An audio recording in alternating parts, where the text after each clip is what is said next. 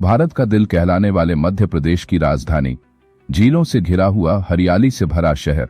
साल 1984 में यह शहर अपनी सादगी और खूबसूरती के लिए जाना जाता था। लोग खुश थे, जिंदगी सामान्य थी। लेकिन 2 दिसंबर 1984 जब सबकी वो रात आई जिसने भोपाल की किस्मत हमेशा के लिए बदल दी। वो रात थी मौत की रात।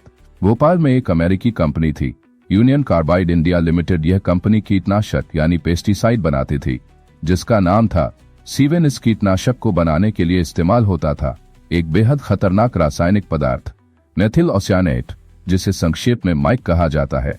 माइक गैस बहुत जहरीली होती है। उसके टैंकों को ठंडा रखना, पानी से दूर रखना और सुरक्षा प्रणाली बनाए रखना बहुत जरूरी था। लेकिन कंपनी ने कई सेफ्टी सिस्टम बंद कर दिए थे ताकि खर्चा कम हो। 2 दिसंबर 1984 रात के करीब 11:30 हुए थे। फैक्ट्री के टैंक नंबर 610 में किसी वजह से पानी चला गया और फिर शुरू हुई एक रासायनिक प्रतिक्रिया। गर्मी बढ़ने लगी, दबाव बढ़ता गया। कुछ ही देर में टैंक का तापमान 200 डिग्री सेल्सियस तक पहुंच गया। रात के करीब 12:40 पर एक जोरदार धमाका हुआ और टैंक से निकलने लगी माइक गैस की सफेद बादलों जैसी धुंध। यह गैस हवा से भारी थी, इसलिए जमीन की तरफ झुककर भोपाल की गलियों में, घरों में और लोगों की सांसों में उतरने लगी। धीरे धीरे पूरी कॉलोनी में अजीब सी जलन महसूस होने लगी। लोग खांसने लगे, आंखों में आंसू आने लगे, गला जलने लगे। जानवर भागने लगे। लोगों को समझ ही नहीं आया कि क्या हो रहा है। कोई बोला, फैक्ट्री से गैस निकल रही है, भागो। लोग सड़कों पर दौड़ने लगे, कोई साइकिल पर, कोई रिक्शे में, कोई पैदल। कई लोग गिरते गिरते मर रहे थे। किसी की आंखों से खून निकल रहा था, किसी की नाक से झाग। जो सांस ले रहा था वही जहर अंदर खींच रहा था। कुछ ही घंटों में भोपाल एक शवगृह बन गया। भोपाल के अस्पतालों में अफरा तफरी मच गई। डॉक्टरों को समझ नहीं आ रहा था कि यह कौन सी गैस है और इसका इलाज कैसे करें।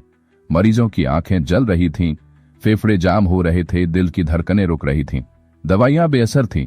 हमीदिया अस्पताल, जेपी अस्पताल, जेपी, हर जगह लाशें और लाशें थीं।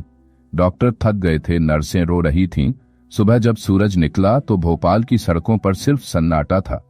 हर ओर लाशें पड़ी थीं, इंसानों की, जानवरों की, पक्षियों की। लगभग 3 लोग उसी रात में मर गए।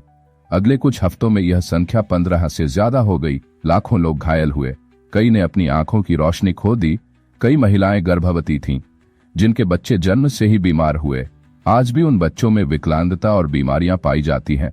कंपनी की जिम्मेदारी थी कि वह सुरक्षा के सभी नियमों का पालन करे, पर यूनियन कार्बाइड ने पैसा बचाने के लिए सुरक्षा तंत्र बंद कर दिए थे। यहां तक कि स्थानीय कर्मचारियों को ठीक से ट्रेनिंग भी नहीं दी गई थी। कंपनी के चेयरमैन वॉरेन एंडरसन को भारत में गिरफ्तार किया गया, लेकिन कुछ ही घंटों में उन्हें जमानत देकर अमेरिका भेज दिया गया। वह कभी वापस नहीं आया। भारत के पीड़ितों को मुआवजे के नाम पर केवल $500 यानी करीब 25 रुपए दिए गए। क्या किसी इंसान की जान की कीमत इतनी होती है?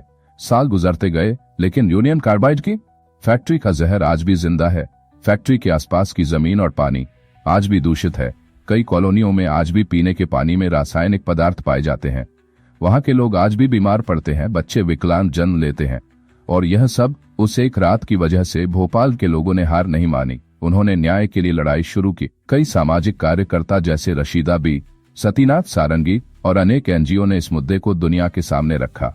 सालों की कानूनी लड़ाई के बाद भी कंपनी के असली जिम्मेदारों को कभी सही सजा नहीं मिली। 2001 में यूनियन कार्बाइड को अमेरिकी कंपनी डाउ केमिकल ने खरीद लिया, पर उसने भी जिम्मेदारी लेने से इनकार कर दिया। भोपाल गैस त्रासदी सिर्फ एक दुर्घटना नहीं थी, यह एक चेतावनी थी कि जब लाभ, प्रॉफिट इंसानियत पर भारी पड़ जाता है तो परिणाम सिर्फ विनाश होता है। यह त्रासदी हमें सिखाती है कि सुरक्षा के नियम कभी न तोड़े जाएं। पर्यावरण और मानव जीवन की रक्षा हमेशा सबसे पहले होनी चाहिए। आज का भोपाल फिर से उठ खड़ा हुआ है। लोग जीवन जी रहे हैं, नई पीढ़ी आगे बढ़ रही है, लेकिन उन परिवारों की आंखों में अब भी वो रात बसती है। हर साल 2-3 दिसंबर की रात भोपाल के लोग मोमबत्तियां जलाते हैं और याद करते हैं अपने खोए हुए प्रियजनों को। जब भी कोई उद्योग बने, जब भी कोई नई तकनीक आए, तो सबसे पहले सवाल यही होना चाहिए, क्या यह सुरक्षित है? क्या यह इंसानों और प्रकृति के लिए सही है? एक रात जिसने लाखों जिंदगियां बदल दी, एक सबक जो आज